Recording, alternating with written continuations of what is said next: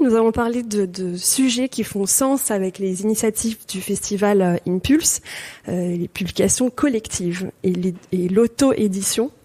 Et pour aborder ces deux sujets, je suis entourée de Zélia Ziner, qui a fondé Neptune Journal, qui est un projet qui réunit des photographes dans un ouvrage collectif dédié à la représentation féminine, et Basile Le Gléache, qui dirige l'Atelier du Palais avec Elliot Chalier.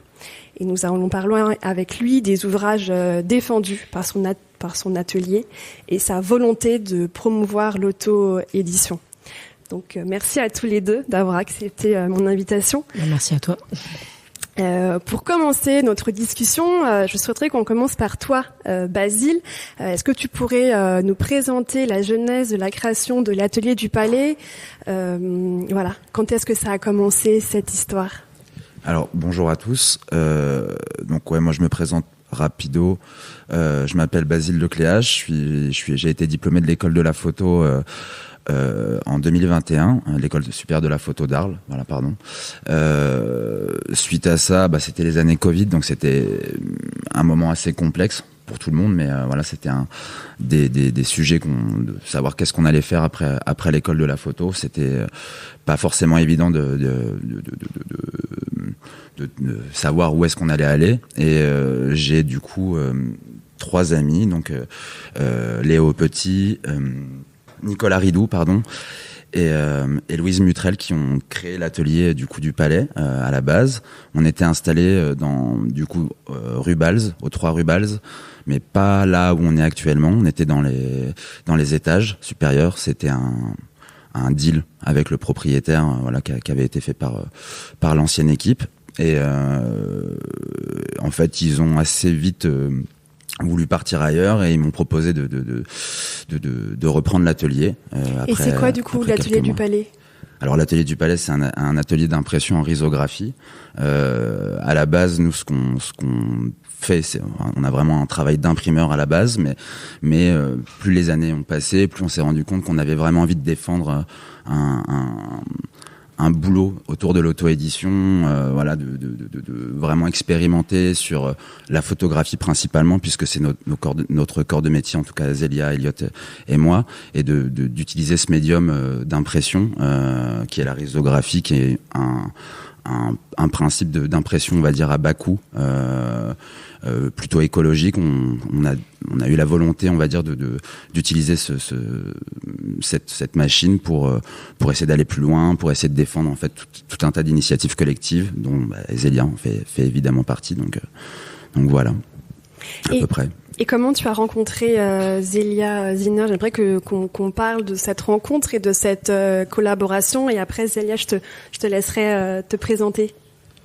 Alors, Zélia, on s'est rencontrés une première fois à Marseille sur l'ouverture d'un nouvel atelier qui s'appelait Ultraviolet, sur lequel j'avais participé, on va dire, à peu près un peu de loin, avec mon ancienne collaboratrice qui s'appelait Elsa Martinez. Et Zélia voulait venir faire un stage à l'atelier. Et du coup, on s'est rencontrés à cette soirée d'ouverture, et ça a plutôt bien matché. Donc, elle est venue ensuite faire un stage. Et puis elle est jamais repartie de l'atelier. Et depuis combien de temps vous collaborez ensemble ? Ça fait 2 ans maintenant, donc un peu plus, 2 ans et demi, ouais. Le temps passe vite. Zélia, est-ce que tu pourrais nous parler de la formation que tu as fait, et puis du projet Neptune, de la genèse en particulier de ce projet ? D'accord. Bonjour à tous aussi. Donc je m'appelle Zélia. Moi j'ai une formation un peu diverses. En fait, j'ai commencé les études en art appliqué à partir de 14 ans, en faisant du design graphique d'abord. J'ai tout de suite découvert les médiums imprimés, avec d'abord la sérigraphie, la lithographie, la risographie, beaucoup de choses en I. Et j'ai intégré les Beaux-Arts de Rennes en, je pense, 2018, quelque chose comme ça. Là, j'ai continué à avoir une pratique d'impression, mais d'impression photographique tout le temps, à travers tous ces divers médiums que je viens de citer. J'ai ensuite voulu faire une passerelle pour passer un master, donc un DENSEP aux Beaux-Arts de Marseille. Et à ce moment-là, j'ai rencontré une difficulté, c'est qu'il n'avait pas de réseau aux Beaux-Arts de Marseille. Donc c'était un peu compliqué pour moi d'assouvir une soif de trame très présente. Donc à ce moment-là, j'ai cherché donc un atelier de réseau proche ou dans la région ou Marseille où je pourrais effectuer un stage puisque c'est quelque chose qui est obligatoire pour valider un master, un DENSEP, pardon. Et c'est là qu'en faisant quelques recherches, j'ai trouvé l'atelier du Palais qui était à Arles, puisque comme Basile l'avait dit, à l'époque, il n'y avait pas d'atelier de réseau à Marseille. Donc j'arrive là-bas, se passe une petite année et ensuite je fonde Neptune Journal. Donc Neptune Journal, de base, c'est un projet qui est très personnel puisque c'est juste une plateforme de partage d'images sur Instagram, de photographie uniquement et de photographie de personnes en minorité de genre, c'est-à-dire de femmes. Et maintenant, je m'étends aussi à des personnes non binaires ou des personnes qui s'identifient au sexe féminin aussi. Pourquoi ? Parce que moi, je me rendais compte tout simplement que c'était des photographes qui étaient peu, voire pas représentés par des circuits en fait conventionnels ou même juste parce que c'est pas ce qui me nourrissait sur Instagram, c'est pas ce qu'on me proposait en fait dans ce qu'on appelle l'algorithme ou les choses comme ça. Donc de base, c'était juste une page de partage d'images qui me plaisait très personnellement et un peu égoïstement. Et étant donné que j'étais déjà à l'atelier du Palais et que je faisais déjà de l'édition depuis que j'avais commencé les études, ça m'a paru tout à fait naturel et logique de faire évoluer en fait ceci dans l'espace d'une page, 2 pages plutôt. Je me suis inspirée de publications collectives que je voyais déjà en fait se monter sur les plateformes de réseaux sociaux comme Instagram. Donc ça part généralement d'appels à projets, c'est-à-dire à participation. Donc un post tout simple et on propose dans le cadre on veut faire une édition collective, on veut faire une publication, donc est-ce que vous souhaitez participer ? Voilà, les termes et conditions, ce sera pour des femmes ou des personnes en minorité de genre, jusqu'à telle date, donc il y a une courte durée de participation, tel nombre d'images à, par exemple, tel mail. Et donc je reçois pour le premier numéro, je lance l'appel à participation, je crois, en mars 2023. Je reçois un certain nombre de candidatures, je sélectionne donc des artistes et là très naturellement je me mets à constituer un journal. Donc moi j'interviens dans ce journal en tant que tout sauf les images à l'intérieur, c'est-à-dire que je vais m'occuper donc de la curation, je vais m'occuper du design graphique, du layout, je vais m'occuper du choix du papier, je vais m'occuper de l'impression, je vais m'occuper de la diffusion, de la communication, de la relation avec les filles. Et donc c'est comme ça que le premier, en tout cas, numéro s'est lancé. Et de la reliure aussi. Ah oui, et de la reliure aussi. Et du coup, comment est-ce qu'il a été reçu et le deuxième ? Parce que pour le moment, il y a eu 2 numéros. Oui, exact. Tu peux peut-être nous les montrer. Je les mets juste là parce que j'ai pas de support pour vous les montrer. Non, mais tu peux me les passer. Peut-être je peux les. Parfait. Donc là, c'est le premier numéro, Neptune 1. Qui donc comment il a été reçu ? Justement bien. C'est pour ça que j'ai la chance de pouvoir continuer avec un deuxième, puisque il est sold out. Donc ça c'était chouette pour un premier numéro. Ce qui m'a surtout encouragée en fait à continuer avec ce projet, c'est la relation que j'ai pu entretenir avec les artistes à l'intérieur, puisqu'au final créer une publication collective, c'est aussi avoir la volonté de créer un espace d'échange entre des artistes et qui se veut aussi être un bienveillant et ce qu'on pourrait appeler aujourd'hui une safe place aussi. Et c'est ce que j'ai réussi à faire, j'ai eu l'impression, puisque les personnes se sont rencontrées, on s'est rencontrés, on a échangé. Il y avait vraiment une symbiose générale entre nous toutes.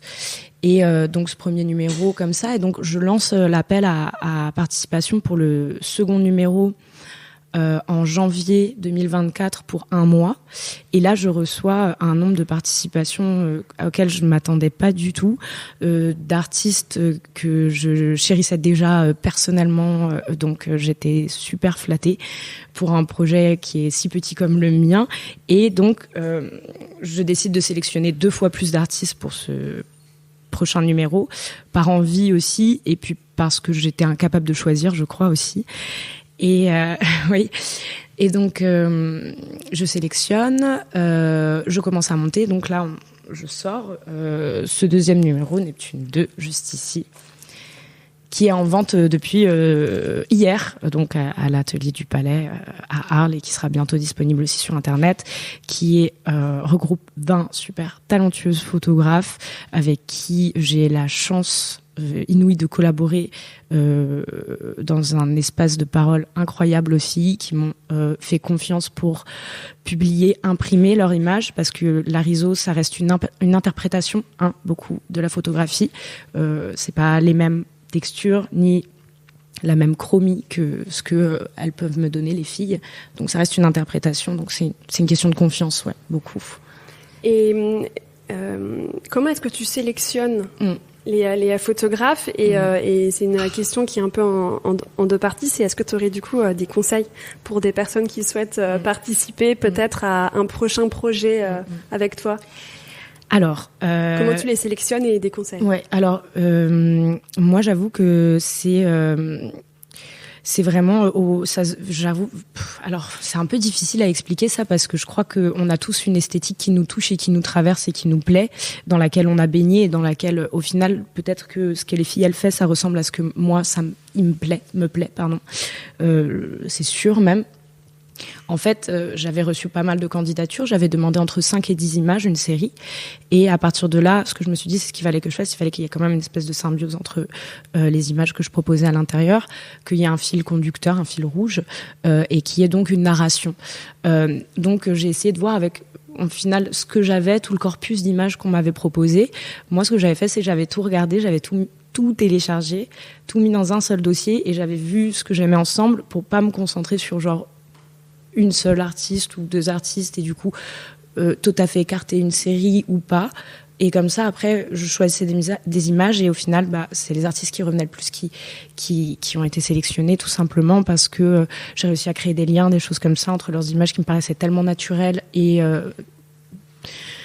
qui me plaisaient extrêmement. Donc c'est comme ça que j'ai sélectionné, c'est assez naturel. Au niveau beaucoup des chromies qui me plaisaient, je pense que je suis très attirée par les photographies en noir et blanc, bien évidemment. Je suis attirée par les couleurs assez sombres, personnellement. Et alors, des conseils, ça c'est toujours un peu tricky à donner, parce que au final, comment je pourrais... Il y a des personnes avec qui j'ai pas pu travailler, parce que juste au final, le reste des filles de ce qu'elle m'avait envoyé, et ça n'aurait pas été quelque chose qui aurait pour moi correspondu à l'espace de page que j'aurais pu faire vivre ensemble au final. Donc des conseils, je sais pas s'il y en a vraiment, parce que toute publication est tellement différente aussi. Je pense que moi, la mienne serait tout à fait différente d'une autre publication qui demanderait par exemple des photographies peut-être en couleur, avec des couleurs très vives ou des choses comme ça. Donc c'est un peu dur de donner des conseils, je vais pas mentir. Et avant qu'on fasse cet entretien, tu m'avais parlé du fait que tu avais pris le temps aussi de répondre à toutes les personnes et que tu avais créé aussi autour de Neptune Journal un groupe de personnes qui te suivent, et que ça faisait aussi maintenant partie en fait du projet, que ça avait vraiment été une idée de vouloir d'emporter aussi et de tenir au courant toutes les personnes qui ont participé. Oui, effectivement, en fait, de toutes les candidatures que j'ai reçues, les personnes qui n'ont pas été sélectionnées, je leur ai répondu toutes individuellement. Et en fait, je savais pas que c'était pas commun, honnêtement, à ce type de projet, que souvent les artistes étaient restés un petit peu sans réponse dans les autres appels à participation qu'elles avaient pu postuler, ce qui est un peu grisant, je trouve. Je trouve que c'est important, parce que en envoyant ces photos, on fait confiance en fait à la personne. On envoie quand même une série de photos en bonne qualité. Ça reste, la personne peut les utiliser. Il faut quand même expliquer aussi pourquoi votre travail n'a pas été sélectionné, que c'est pas une question il n'y a pas de question de mieux ou pas. Et oui, sur cette question aussi sur cette communauté un petit peu, c'est les filles, en fait, beaucoup se sont rencontrées, ont commencé à se parler, et moi, en fait, j'essaye d'avoir un dialogue à travers toutes les étapes de ma création, que ce soit les choses qui se passent bien comme les choses qui se passent mal, car dans l'auto-édition, on peut tomber aussi, des fois, on a des coquilles, des fois, on a des accidents, des contretemps, quoi. Et moi, j'essaie d'être toujours transparente, donc je tiens tout le monde informé à travers des mails ou des petits messages, dans le but de leur dire, bah voilà, là, il nous manque des sous, et la transparence, c'est important parce que, encore une fois, c'est un mot que j'ai déjà dit, mais la confiance qu'elles m'ont accordée à publier leurs images, alors que c'est quand même un travail qui est très précieux, ça doit être récompensé par de la transparence pour moi. Et est-ce que c'est une source de financement ? Non, pas du tout. Non, mais je pose cette question parce que je pense qu'il faut aussi le dire, c'est-à-dire que quand on lance des projets, il y a beaucoup de choses qui sont aussi bénévolement, et parfois c'est avec le fait d'être persistant, de continuer sur la durée qu'il y a une forme de business model qui peut aussi émerger. Mais je pense que c'est aussi important d'avoir ça aussi en tête pour des personnes qui souhaiteraient avoir des projets comme le tien. C'est des projets qui peuvent aussi être assez fragiles, mais voilà. Enfin, en tout cas, parce que du coup, est-ce que tu peux nous dire du coup quel est ton qu'est-ce qui te nourrit, enfin juste pour qu'on comprenne un petit peu. Qu'est-ce qui me nourrit, c'est-à-dire financièrement, voilà, qu'est-ce qui paye ton loyer? Ok.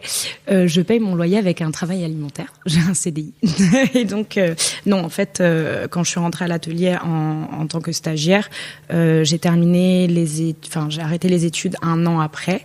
Dans la volonté, justement, parce que je me retrouvais pas dans le système des Beaux-Arts et que je comprenais que ça allait pas m'aider d'avoir ce DENSEP, par exemple, que j'avais déjà un pas dans une professionnalisation qui me plaisait à travers l'atelier. Donc, je me suis lancée un petit peu à essayer donc ça. Mais bon, il faut bien payer son loyer, se nourrir. Donc, moi, à côté de ça, je travaille dans un musée en ce moment. Mais c'est pas un gros mot, hein. Ouais. Non, je le dis. Mais ça se trouve, ça peut changer, donc on sait jamais. Et donc, non, ce n'est pas une source de financement pour moi, mais cependant, c'est pas quelque chose qui me pose problème, et c'est même pas quelque chose auquel je pense maintenant, parce que c'est un projet qui a 1 an et quelques mois. En tout cas, le magazine, la revue, elle a 1 an. Le Instagram a peut-être 1 an et demi. Pour moi, c'est jeune. Pour moi, je suis jeune. Et surtout, on en a parlé aussi précédemment, toi et moi, c'est que j'ai du mal encore à vouloir mettre un enjeu financier sur quelque chose qui est une passion pour moi, que j'arrive à vivre grâce à la façon dont j'ai travaillé au sein de l'atelier, à la façon dont je me suis comportée avec les gens autour de moi, et grâce aussi peut-être à l'espace que j'ai créé avec les filles, qui pour moi est pour l'instant plus précieux que de me concentrer sur un futur financement de ma personne. D'abord, j'aimerais pouvoir me concentrer sur financer les artistes qui interviennent et qui me proposent leurs images, parce que pour l'instant elles ne sont pas rémunérées encore. Elles ont une compensation en termes, c'est-à-dire qu'elles ont des exemplaires pour l'instant, et donc elles n'ont pas non plus de visibilité spécialement, etc., quoi. Donc pour l'instant ça va être moi personnellement ma priorité, et après peut-être que je penserai à moi.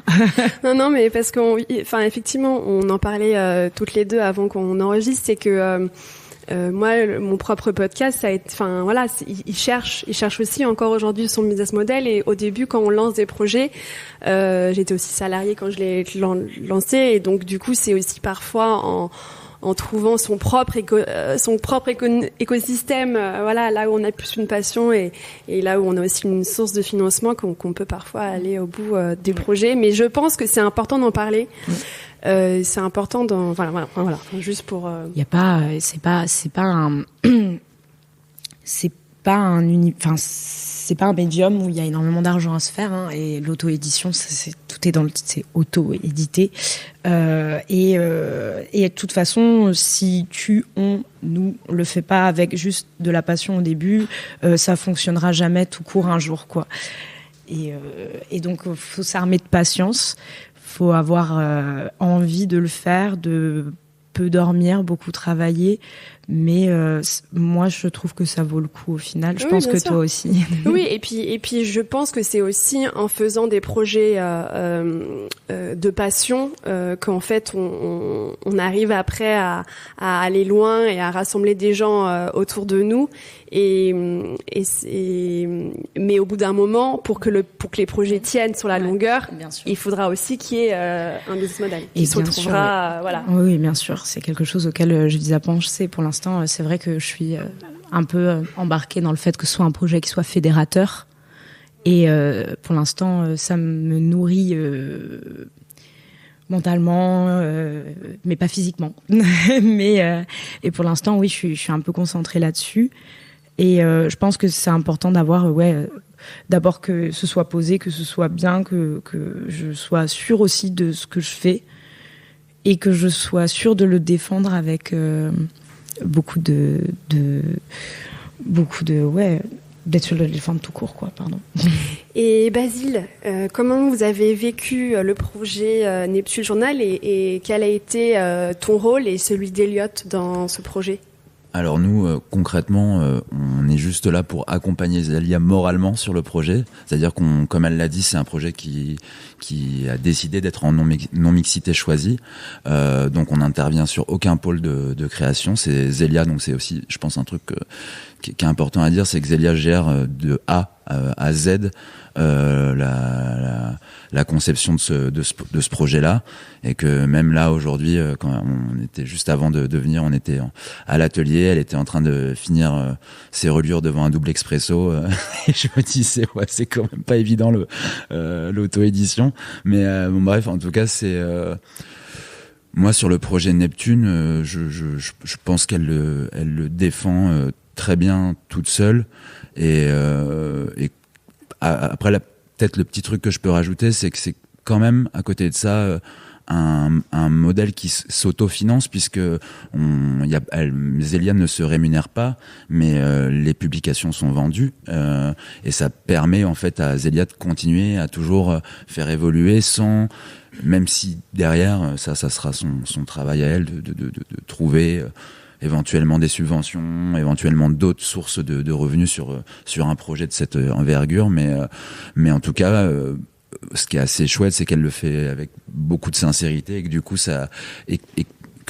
je pense que c'est ce qui fait que c'est un objet qui plaît, et qui pour le moment n'a pas besoin de demander de financement, puisque l'argent qui est récolté avec les ventes permet de faire encore d'autres éditions. Je pense que tu m'arrêtes si je dis des bêtises, mais je crois c'est très bien. Que c'est quand même un peu cette idée-là, et donc l'accompagnement, au final, oui, l'atelier, nous on ouvre, c'est plus un libre accès à l'atelier pour lui permettre de réaliser ça. Le financement, s'il y a financement, c'est de laisser le papier à prix coûtant, les masters à prix coûtant, le matériel qui est mis à disposition en fait dans l'atelier pour pouvoir réaliser cet objet et mener à bien ce projet de bout en bout, on va dire. Et à l'atelier du Palais, quel est l'accompagnement que vous pouvez proposer à des photographes ? Alors justement, je pense que ça c'est quelque chose qui est assez important, en tout cas dans notre démarche à nous, c'est que déjà on est une structure associative, on n'est pas seulement imprimeur, on est aussi artiste à côté.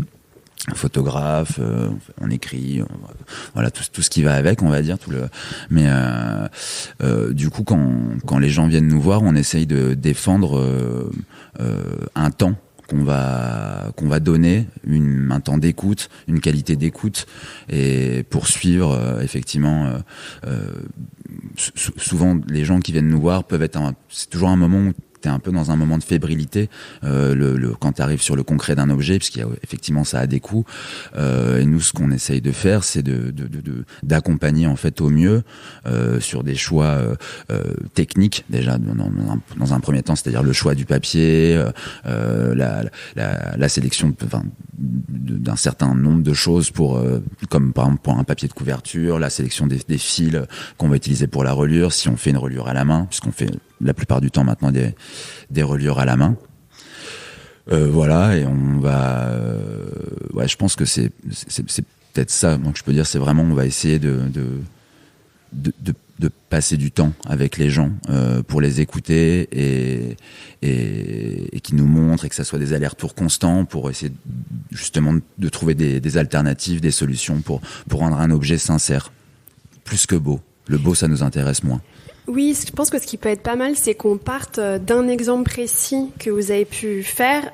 Peut-être là, tu avais pris des exemples à côté de toi, ouais. et que tu nous présentes un peu les étapes clés de production d'un accompagnement. Enfin, en tout cas, pour que qu'on puisse aussi être.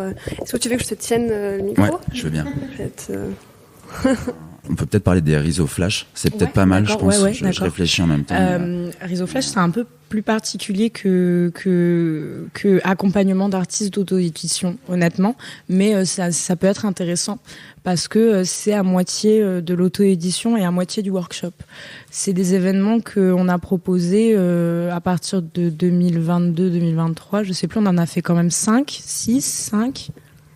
Ouais, on en a fait un peu moins, mais 4. Ouais, mais en fait surtout là où je trouvais que c'était intéressant, c'est que Riseau Flash, c'est une structure on va dire, on a travaillé en collaboration avec un studio de design graphique qui s'appelle l'Autoroute du Soleil. Donc c'est un projet qu'on mène à plusieurs mains. Voilà, c'est pour ça que je voulais commencer là-dessus. C'est des objets qui sont très simples et en fait où on propose aux gens de venir avec nous à l'atelier et qu'on réalise tous ensemble un objet zine en 4 heures, reliure comprise. Et c'est des objets qui sont, j'aime bien dire que c'est des livres un peu mouvants parce que c'est chacun va prendre, sélectionner des images, faire un ordre des pages qui sera le sien. On a tous tiré les mêmes images, mais on va faire un livre qui n'aura jamais au final la même tronche, et ça on trouve que c'est assez chouette. Enfin, voilà, je pense que c'était la question, elle m'a pris un peu de cours, on va dire, sur quelle collaboration on a pu faire, parce qu'on en a fait tellement au final. On a des exemples même dans la salle. Il y a Simon Bouillère avec qui on a travaillé sur un livre qu'il a fait sur le drift dans le cadre d'un projet qui a été montré à Circulation, si je dis pas de bêtises. Voilà. Et dans ce cas-là, Simon, est-ce qu'il avait déjà une idée assez précise de l'objet ou Alors Simon, oui. Alors là, quand je parle de collaboration, c'est qu'il est venu nous voir pour tirer la couverture de cet objet-là. Tout le livre n'est pas en risographie, donc c'est ça aussi, je pense, qui est intéressant de dire, c'est que typiquement pour le livre de Simon, c'est que on a travaillé sur une couverture et 4 inserts qui arrivent dans l'objet livre.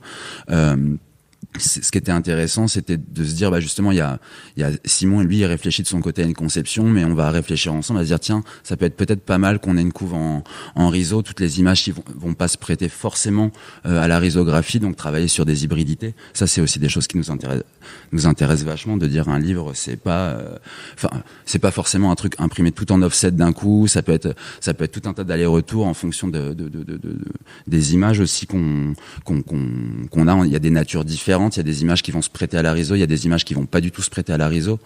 Donc tout ça, je pense que c'est un truc qui se fait encore une fois sur le temps, et c'est venir avec des images.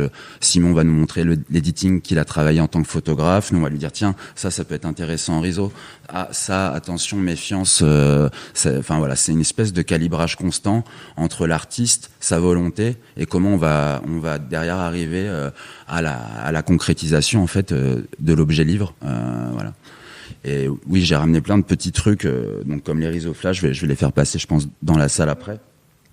Mais il y a aussi un autre livre qui est pas mal pour ça, c'est une petite collab qu'on avait fait avec le collectif Bost. Et là, c'est un livre qui a été imprimé en offset, et dans lequel, en fait, on nous a renvoyé quelques pages du livre pour imprimer au dos en riso. Donc ça a été tout un travail aussi, tout un chantier assez complexe, mais qui montre aussi, voilà, qu'on peut faire des choses en passant, enfin, voilà, ouais, et dire qu'un livre, c'est vraiment ça aussi, c'est qu'il y a plein de petites mains sur un livre, Voilà, je sais pas si j'ai été très clair aussi, je me suis un peu perdu. Au final, les personnes qui s'adressent à nous pour faire de l'auto-édition en RISO, c'est soit des personnes qui sont conscientes de l'enjeu de la RISO, de l'interprétation de la RISO aussi, et de ce que ça va rendre, et qui donc le souhaitent, soit des personnes qui sont curieuses.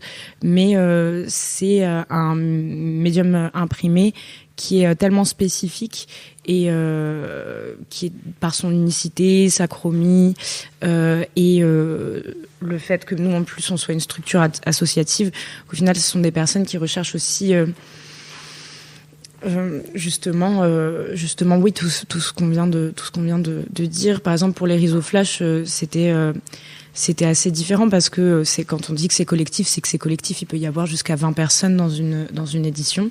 Tout le monde arrivait avec une image et en fait on imprimait tous ensemble. Alors c'était un joyeux bazar parce que faire un zine en 4 heures, impression, reliure, avec plein de gens dans un atelier, c'est super. Honnêtement, c'est vraiment top. C'est une énergie incroyable. Et aussi, c'est aussi partager des passions qu'on avait en commun, donc avec les filles de Autoroute du Soleil, par exemple, qui nous ont aidés. Et puis je pense sur Risoflash, ce qui est assez marrant, c'est que on se rend compte aussi, on a eu plein de gens vraiment passionnés qui sont venus, mais qui n'étaient pas du tout issus ni d'un milieu artistique. Enfin, on a eu un pilote de Ryanair, on a eu un banquier. Enfin, et je trouve que c'est assez chouette de voir aussi, enfin, sur cette idée du collectif, de juste se réunir, en fait, à quel point ça peut être une force, en fait, de travail assez chouette, en fait, parce que voilà, on sait pas trop ce qu'on va imprimer, on se retrouve un peu tous désœuvrés au début du Risoflash et puis au final on arrive à pondre un livre en 4 heures. Donc ça, j'aimais bien cette idée d'avoir une espèce de, enfin, cette dimension de la force collective. Je pense qu'elle est importante aussi, en tout cas dans ce qu'on fait. Parce qu'on n'est jamais seul. Je pense qu'on a essayé d'œuvrer pour tisser, même si on est assez, justement, comme Zéa disait, on est assez au final fébrile financièrement. Je pense que là où on crée et on continue d'avancer dans nos vies respectives, c'est que on a tissé tout un tas de liens qui font qu'on arrive à évoluer dans ce microcosme qui est le monde de l'édition. Plus largement après le monde institutionnel dans lequel nous on n'est pas, ou en tout cas on se sent pas ou peu représenté, tout en sortant quand même de formations qui sont celles de ce dit circuit, hein. On va pas non plus mentir là-dessus, mais voilà, de savoir comment nous à côté on œuvre, on crée des liens et on fait avancer nos projets. Oui, je voudrais aussi qu'on parle après de ce rapport complexe que vous pouvez avoir aux aspects financiers et administratifs. Mais avant, je voudrais juste aussi aborder la diversité des projets que vous pouvez faire. Ce matin, j'ai pu aller à l'atelier et j'ai pu voir qu'il y avait aussi des affiches, aussi des jeux d'IAMS. Il y avait voilà une diversité aussi de supports. Et comme ce qu'on se disait aussi, peut-être des commandes qui sont plus économiquement intéressantes, peut-être moins créativement, mais j'aime peut-être juste aussi aborder le fait que vous ayez aussi cette diversité de projets. Il y a effectivement des livres, des ouvrages qui sont faits, mais qui avec beaucoup de temps qui peut être dédié, etc. Mais il y a aussi d'autres supports qui sont aussi permis par la technique. Est-ce qu'on pourrait juste aborder cette diversité? Peut-être qu'on a, comme vous voulez. Ouais, on n'a peut-être pas commencé, enfin, dans le sens, l'atelier, justement, il y a quand même 3 pôles qu'on défend. Donc, on a un pôle de résidence, on a un pôle de collaboration et on a un pôle de commande. Et ça, c'est vrai que c'est important puisque ce qui nous permet, au final, de faire perdurer l'atelier, c'est évidemment la commande. Et comme tu le disais très justement, il y a des choses, on n'est pas là du tout pour juger quoi que ce soit, qui vient nous voir, mais effectivement dans ce truc-là, il y a des fois des choses qui vont être plus intéressantes pour nous à imprimer parce qu'il y aura plus d'expérimentation, plus de choses, et des fois des projets plus, qui ont une envergure en tout cas qui est un peu, qui est pas la même, on va dire, imprimer par exemple typiquement des cartes de visite, elles peuvent être très belles, mais c'est pas le truc qui va un peu moins créatif, c'est pas le truc qui va être le plus vibrant en tout cas pour nous, mais que effectivement c'est un peu, je pense, encore une fois, des allers-retours constants entre c'est un peu comme une recette, quoi. On sait que la commande, c'est ce qui va nous permettre au final d'avoir une partie beaucoup plus intéressante dans les expérimentations et voilà, tout ce qu'on peut derrière faire, notamment aussi sur le temps des résidences. C'est quelque chose aussi qui nous plaît bien. Et encore une fois, on fait tout ça en se finançant nous-mêmes. On a eu une aide, c'est quand même important de le préciser, on a eu une aide quand même l'année dernière de la DRAC PACA pour nous aider à acheter un Massico Pro, voilà. Donc ça, je le spécifie quand même, mais à part ça, on a pour le moment pas eu la volonté de faire des demandes extérieures et on voulait essayer de voir comment on évoluait en fait sans tout ça, sans toutes ces annexes, pour voir comment est-ce qu'on pouvait être vraiment libre dans nos pratiques, voilà. Même si effectivement pour le moment ça met pas beaucoup de beurre dans les épinards, comme on dit, mais voilà.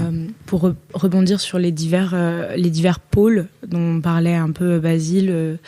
Moi, quand j'ai rencontré Basile et Elliot, la toute première fois, c'était vraiment, à part cette fois à Ultraviolet, quand on a décidé de faire une espèce d'entretien de stage, c'était à la terrasse de ce café juste derrière. Et en fait, je me souviens qu'ils m'ont dit que eux, ils souhaitaient développer leur pôle éditorial justement, et que c'était pour ça qu'ils auraient bien aimé que je vienne en stage, parce que moi j'avais déjà une pratique éditoriale dans mes études, et c'est un truc qui est intéressant à dire aussi, je pense, c'est parce que la volonté de dire développer le pôle éditorial, c'est quelque chose de beau, et c'est quelque chose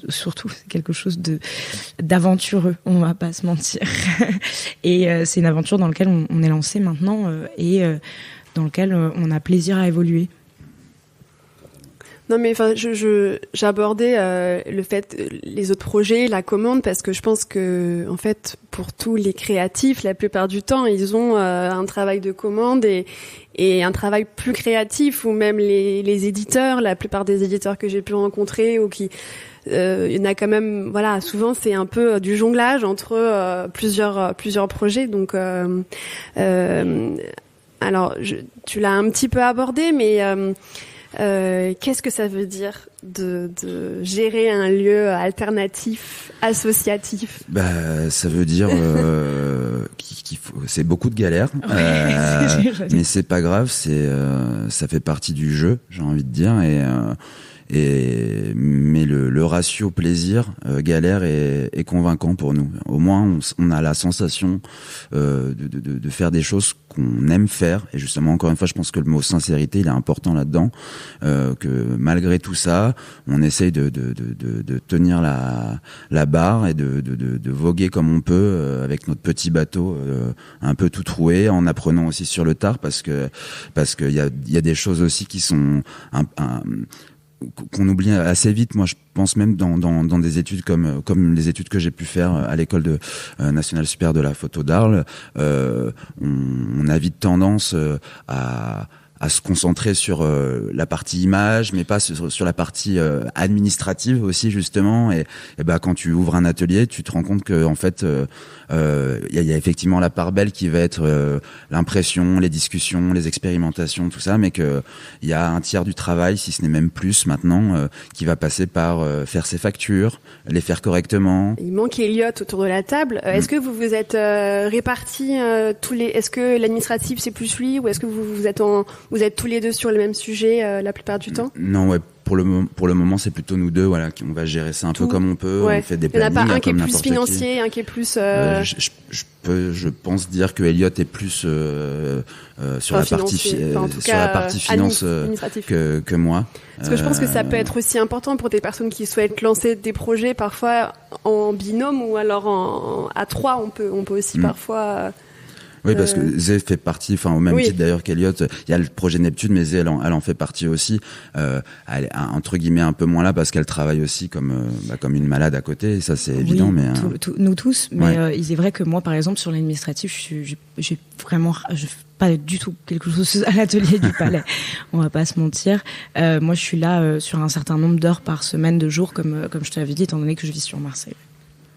Mais je pense que c'est un des trucs sur lequel on a, je pense, au début manqué de vigilance entre guillemets pour faire mieux les choses. Voilà, pareil, la partie demande de subvention, quand on sait pas faire, comme nous, c'est vraiment pas évident. En fait, c'est aussi un métier. Je pense c'est pour ça qu'il y a des administrateurs aussi qui peuvent aider sur des structures comme la nôtre, puisque nous, effectivement, on est arrivé un peu là-dedans en disant ça va être. Vous avez pu demander de l'aide pour faire ces dossiers, c'est ça ? Oui, là on commence juste, on n'a pas fait. Là pour le moment, ça va être. Enfin, je sais pas qui va nous aider. Surtout c'est la dame de la DRAC là qui s'appelle Aurélie Hans qui nous avait pas mal aidé, nous avait pas mal aiguillé. Elle était venue nous voir à l'atelier en nous disant mais pourquoi vous faites pas des demandes d'aide ? Donc c'était assez un drôle de moment. Mais après là on a aussi contacté récemment pour nos statuts personnels. Delphine Toutain, voilà, c'est vrai, Delphine Toutain qui est à Paris et qui fait du conseil, voilà, sur le statut d'artiste-auteur, et qui nous a renvoyé aussi vers une autre personne qui elle est spécialisée pour les associations et pour les gens comme nous qui galèrent un peu avec toutes ces questions là, voilà. Non, mais je pense que c'est bien de pouvoir aussi compter sur des personnes qui ont plus de connaissances sur des aspects qu'on ne maîtrise pas. J'aimerais qu'on puisse avoir un petit peu de temps aussi pour les questions de la salle. Ma dernière question, c'est est-ce que vous auriez des conseils encore pour des personnes qui souhaiteraient alors Zélia, ce sera plutôt pour des personnes qui souhaiteraient faire une publication collective, et Basile, des personnes qui souhaiteraient faire un ouvrage magazine en auto-édition. Moi, c'est toujours tricky, encore une fois, de donner des conseils, mais franchement, ça peut paraître un petit peu bateau, mais je vais rester sur un mot que Basile a beaucoup dit. Déjà, c'est la sincérité, mais moi, je vais aussi parler de la transparence, parce qu'on en parlait tout à l'heure. Les publications collectives, ça intéresse parce qu'il y a énormément de photographes, d'artistes qui ont envie d'être édités, parce que juste ils ont envie d'avoir cette perspective sur leur travail, qu'ils ont envie peut-être d'avoir cette diffusion sur leur travail, qu'ils ont envie de voir leur travail dans l'espace d'un livre. Donc on va forcément recevoir des demandes, des choses comme ça. La transparence, ce serait donc de laisser donc du dialogue, de faire comprendre aux gens pourquoi ils sont à l'intérieur de votre ouvrage ou pas, et de rester sincère par rapport à ça, parce que déjà pour soi-même et aussi pour les personnes autour de soi. Pour moi, c'est le seul conseil que j'aurais à donner, parce que après, la structure que tu as envie de faire, le fil rouge que tu as envie de donner, ça c'était tellement personnel, mais le respect des artistes autour de toi et la considération du travail de tout le monde, ça c'est important pour moi. Et moi, pour l'auto-édition, je dirais que c'est de bien s'entourer. Je pense que c'est important, parce que c'est infiniment complexe de travailler seul sur un livre, que comme on dit, c'est tout un tas de questionnements, et que pour ça il faut avoir des acteurs du monde du livre derrière qui vont pouvoir toujours t'aider, qui vont pouvoir toujours te donner des solutions que tu n'as pas forcément en tête, sur à la fois des parties techniques, mais à la fois sur la question du contenu. Donc moi je pense que c'est ça, c'est s'il y a un projet d'édition sur des images ou enfin des illustrations ou n'importe quel médium d'ailleurs plastique, c'est vraiment de s'entourer de gens qui peuvent vraiment t'accompagner sur un objet lié, te nourrir, voilà, et voilà. Je dirais que c'est à peu près ça. Top. Et ben, on va terminer cet enregistrement sur cette note. Merci Zélia, merci Basile. Merci Marine et à Impulse aussi pour l'invitation. C'était très chouette. C'était un peu en dehors de ce qu'on a l'habitude de faire. Donc c'est chouette justement ça. De sortir de nos zones de confort à nous aussi. De sortir de l'atelier. Voilà, vous nous avez fait sortir de l'atelier. Ouais, on n'a pas trop l'habitude de parler en public. Merci. Merci. Au revoir. Merci d'avoir écouté Les Voix de la Photo. En note de cet épisode, vous pouvez retrouver un lien d'inscription pour recevoir la newsletter des Voix de la Photo. Tous les 15 jours, vous recevrez le résumé du dernier épisode, des contenus exclusifs, mes recommandations de lecture, d'exposition ou de conférences, et même parfois des cadeaux. Aussi, pour m'aider à faire connaître le podcast à plus de monde, je vous invite à laisser un commentaire et 5 étoiles sur Apple Podcasts et Spotify. Si vous voulez me faire part de vos remarques, m'indiquer des personnes que vous souhaitez entendre ou en savoir plus, vous pouvez me suivre sur mes réseaux sociaux, sur Instagram, LinkedIn et Facebook. À très bientôt!